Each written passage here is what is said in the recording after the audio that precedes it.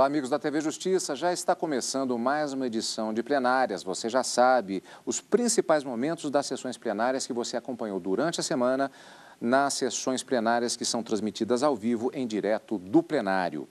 Hoje, em destaque, os principais momentos das sessões dos dias 22, 23, 24 e 25 de outubro de 2012. O telespectador talvez pense que tenhamos errado no número de sessões, mas, na verdade, nós tivemos uma verdadeira maratona para caminhar-se o julgamento da ação penal 470, não é, Karina? Foram 4 sessões agendadas para essa semana e a finalização da parte decisória do voto, né, da ação penal 470, em que se concluiu aquela primeira análise acerca das absolvições e condenações do que, a princípio, eram 40 acusados, 2 acabaram, de uma certa forma, um falecendo e o outro fazendo uma transação penal, ao todo 38 acusados na ação penal 470. Nesse sentido, foram várias sessões plenárias até a conclusão desta primeira fase, com a definição pelo plenário do Supremo Tribunal Federal acerca dessas absolvições ou condenações. E essa semana também os ministros já iniciaram o cálculo das penas para esses que ficaram confirmados no plenário acerca da condenação. À medida que vai transcorrendo o processo, se percebe, como já previsto, que há diversos pontos complexos que têm que ser analisados, ultrapassados pelos ministros do Supremo Tribunal Federal. E vamos destrinchar esta fase no nosso programa Plenárias de hoje. Como vimos, e vamos rever agora no resumo da Karina, e também vamos rever agora em detalhes, os ministros do Supremo Tribunal Federal concluíram nesta segunda-feira o último capítulo da ação penal 470, o item 2 da denúncia da Procuradoria-Geral da República, que trata do crime de formação de quadrilha. As ministras Rosa Weber e Carmen Lúcia e o ministro Dias Toffoli acompanharam na íntegra o voto do revisor da ação, ministro Ricardo Lewandowski. Eles absolveram os 13 acusados pelo crime de formação de quadrilha. Não me parece que tenha havido, neste caso, a comprovação pelo Ministério Público de que houve a constituição de uma associação com fins a durar, sem determinação, com a específica finalidade de prática de crimes. Os chamados núcleos político, financeiro e operacional envolvidos nesta ação penal jamais imaginaram formar uma associação para delinquir, uma societas céleres com o objetivo de sobreviverem, usufruírem ou se locupletarem com o produto dos crimes resultantes de sua atuação e que foram reconhecidos por esse plenário. Vou me limitar a pedir vênia ao relator para acompanhar a divergência, julgando improcedente a ação penal quanto a este item, com base no 3863. O ministro Marco Aurélio acompanhou em parte o voto do relator. Ele divergiu apenas quanto à condenação de Geisa Dias e à absolvição de Vinícius Samarani, e ainda destacou no voto dele: houve a formação de uma quadrilha das mais complexas, envolvendo, na situação concreta, o núcleo dito político, o núcleo financeiro e o núcleo operacional. Os ministros Luiz Fux, Gilmar Mendes e Celso de Mello seguiram o voto do relator da ação, ministro Joaquim Barbosa. Eles absolveram 2 e condenaram os outros 11 acusados pela prática de formação de quadrilha. Tenho por inteiramente comprovada a acusação penal fundada na imputação aos réus do crime de quadrilha. Nunca presenciei caso em que o delito de quadrilha se apresentasse, a meu juízo, tão nitidamente caracterizado em todos os seus elementos constitutivos, como sucede no processo, ora, em julgamento. A prova dos autos revela a utilização do aparelho de Estado com desvirtuamento de suas finalidades e sobreposição de interesses privados. Não tenho dúvida de que a gravidade dos fatos, sua complexidade e dimensão, inequivocamente, atentam contra a paz pública na sua concepção político-social. Eu não tenho a menor dúvida jurídica de entender que o Ministério Público teve êxito em demonstrar à saciedade a existência dessa complexa quadrilha voltada para a prática dos crimes que foram reconhecidos pelo plenário do Supremo Tribunal Federal. O último a votar foi o presidente do STF, ministro Aires Brito. Chego à mesma conclusão a que chegou o ministro Joaquim Barbosa. O juízo de imputação que fez Vossa Excelência coincide com o meu, inclusive no que toca à absolvição de Ayana Tenório e de Geisa Dias. Vale salientar que, no caso, tivemos a votação aqui, encerrando-se a votação, o julgamento dentro do formato apresentado na denúncia da Procuradoria-Geral da República, foi o item 2, mas, na verdade, a ordem em que aconteceu a votação não foi exatamente da forma como foi apresentada. Foram, na verdade, 8 itens, sendo que o primeiro foi a introdução, não é, Karina? Isso. E os demais 7 eram especificamente divididos em relação às diversas acusações e a este grande número de acusados na ação penal 470. Portanto, o último item que foi votado, julgado, foi exatamente este item 2. Agora, Karina, considerando-se apenas a divisão adotada para a apresentação da denúncia e a metodologia adotada pelo plenário, encerrou-se assim a chamada fase decisória do julgamento. Passaria-se agora, ou melhor, passou-se na realidade, para a fase seguinte, que seria a chamada fase da dosimetria. Mas antes mesmo do cálculo da dosimetria, havia questões pendentes, como o caso da votação que terminou em empate em relação a alguns dos acusados até então. Com o término do item 2, com a conclusão do item 2 acerca do crime de formação de quadrilha, mais um acusado ficou naquela situação de divisão do plenário entre absolvição ou condenação. Vinícius Samarani acabou se unindo a outros 6 acusados que também estavam nessa mesma situação, não só por formação de quadrilha, mas outros também houve empate em relação ao crime, à imputação de crime de lavagem de dinheiro. Então, ao todo, com a decisão da segunda-feira, nós tivemos 7 de todos aqueles acusados numa situação de empate. Como resolver o empate? Prevalece a condenação, o voto pela condenação, ou prevalece a decisão mais favorável aos réus, como um princípio constitucional e também como acabou ficando decidido pelo plenário do Supremo Tribunal Federal.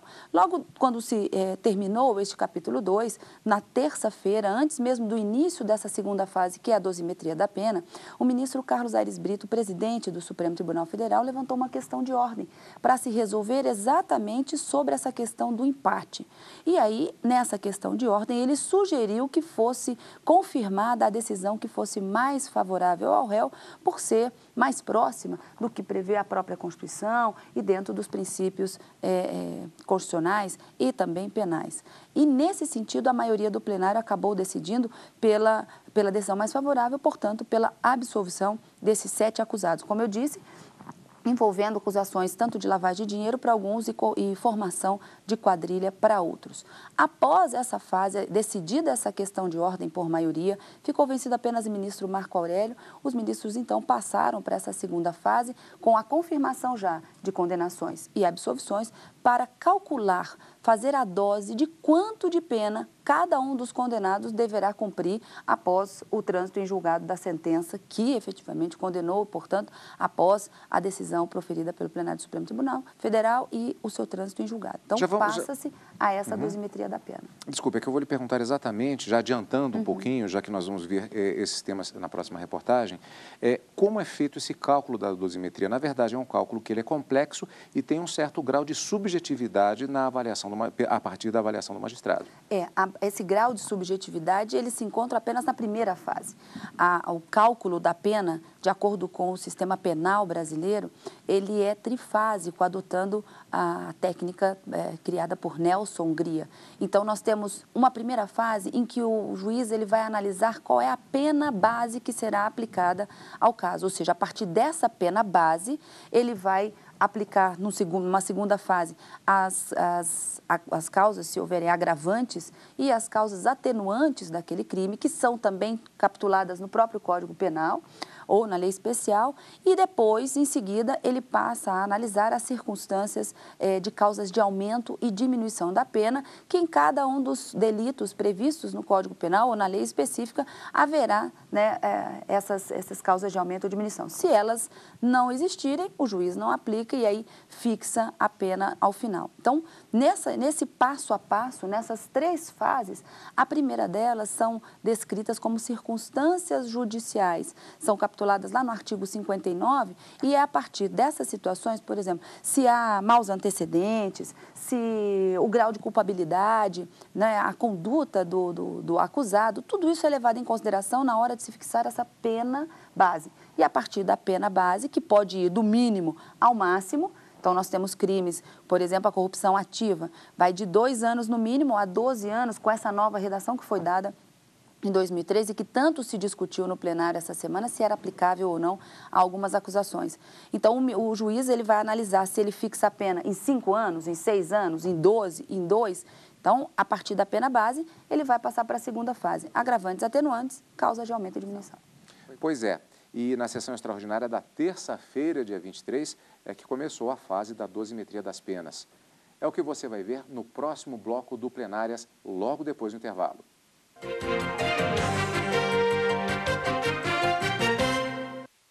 Plenárias está de volta, em destaque o julgamento da ação penal 470.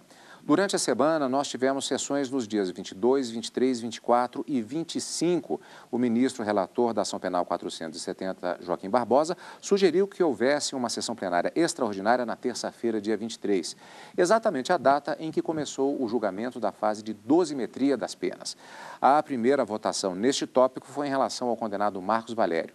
Antes ainda, no início daquela sessão plenária, os ministros tiveram de decidir o que aconteceria nos casos de empate. Os acusados seriam ou não absolvidos. Também ficou decidido que só participa da dosimetria das penas os ministros que condenaram os acusados. No início da sessão, os ministros decidiram uma questão de ordem sobre os casos de empate. O presidente da Corte, ministro Aires Brito, defendeu a tese de que, em caso de empate, o réu deve ser absolvido. A absolvição em caso de empate exprime ou se revela como projeção do princípio constitucional da presunção de não culpabilidade. A maioria dos ministros concordou com a tese apresentada pelo presidente, inclusive o relator da ação, ministro Joaquim Barbosa. Gostaria de externar minha concordância com esse critério, mas, ao mesmo tempo, gostaria de alertar que essa minha concordância se dá unicamente nessa situação anômala em que vivemos. Nós estamos sem um membro. Apenas o ministro Marco Aurélio entendeu que o voto do presidente deve se sobrepor aos demais. Deixando em suas mãos a definição da absolvição ou da condenação em relação àqueles acusados em que o plenário se mostrou dividido. Com essa decisão, Anderson Adalto, João Magno, José Borba e Paulo Rocha ficam absolvidos do crime de lavagem de dinheiro. E Jacinto Lamas, Valdemar Costa Neto e Vinícius Samarani do crime de formação de quadrilha. Em seguida, o relator, ministro Joaquim Barbosa, apresentou uma outra questão de ordem. Eu proponho o seguinte, que aqueles que ficaram vencidos na votação parcial de mérito, com base no precedente que nós firmamos aqui há cerca de 2 anos, não devem participar, não podem participar da votação pertinente à dosimetria. A maioria dos ministros acompanhou o voto do relator. Os ministros Aires Brito, Gilmar Mendes e Dias Toffoli entenderam de forma contrária. É muito comum ficar vencido, por exemplo, num conhecimento da ação e depois vencido participar da análise da ação. Vencido em uma preliminar, enfrentar o mérito. Eu não vejo razões para aquele que absolveu não participar da dosimetria. Em seguida, começou a fase da dosimetria das penas. Marcos Valério foi condenado a 2 anos e 11 meses de reclusão pelo crime de formação de quadrilha. A 4 anos e 1 mês de reclusão e 180 dias multa por corrupção ativa com relação à Câmara dos Deputados. A 4 anos e 8 meses de reclusão e 210 dias multa por peculato, também com relação à Câmara dos Deputados. Karina, adiantando já mais alguns pontos, porque, na verdade, nós tivemos durante essa semana a continuidade exatamente desses cálculos. É uma das fases em que há a necessidade de um debate entre os ministros, justamente para que já que há uma certa subjetividade, como vimos no primeiro bloco, por parte dos ministros, na medida que eles fazem análise até sobre a conduta do réu, na conduta do acusado, dificilmente há um mesmo número fechado em relação àquilo que vai ser aplicado. Eles têm de fazer um debate muito grande para que se ache um consenso para a pena que, afinal, será aplicada.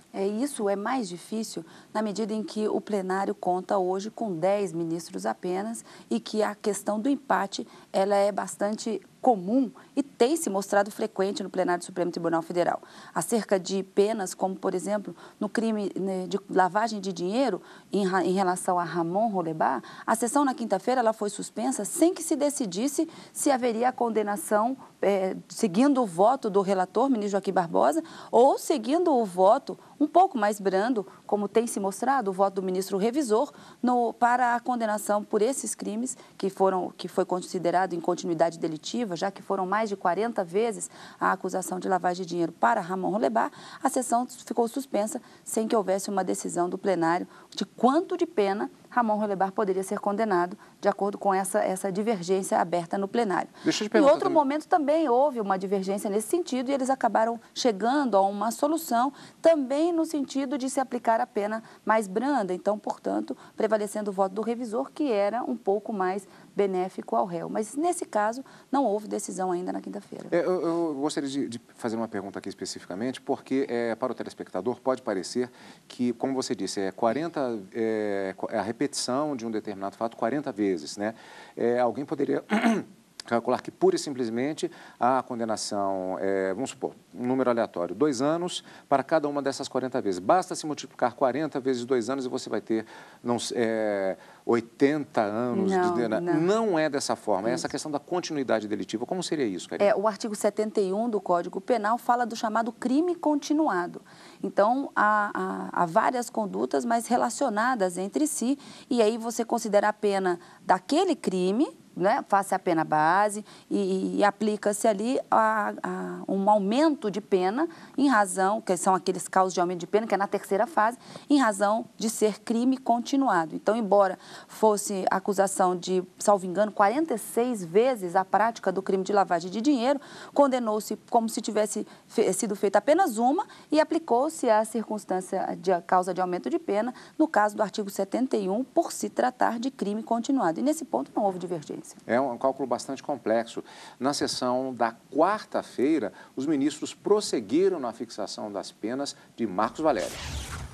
Ele foi condenado a 3 anos, 1 mês e 10 dias de reclusão e ainda 30 dias multa pelo crime de corrupção ativa com relação ao Banco do Brasil. A 5 anos, 7 meses e 6 dias de reclusão, mais 230 dias multa pelos 2 crimes de peculato ligados ao Banco do Brasil. E também a 6 anos, 2 meses e 20 dias de reclusão e 20 dias multa por 46 imputações de lavagem de dinheiro e a perda dos bens em favor da União que tenham sido adquiridos pela prática de lavagem. O revisor da ação, ministro Ricardo Lewandowski, fixou o valor da multa. Eu, tal como fiz nas multas anteriores, eu estou fixando cada dia multa em 15 salários mínimos vigentes à época dos fatos, corrigidos na forma da lei.